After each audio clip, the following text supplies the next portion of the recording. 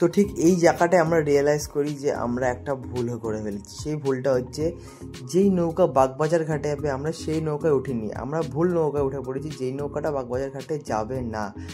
নৌকা ছাড়ার পর আমরা এই ভিউটা এনজয় করতে করতে যখন আমরা যাচ্ছি, তখন আমরা বুঝতে পারি যে না, আমরা ভুল করেছি।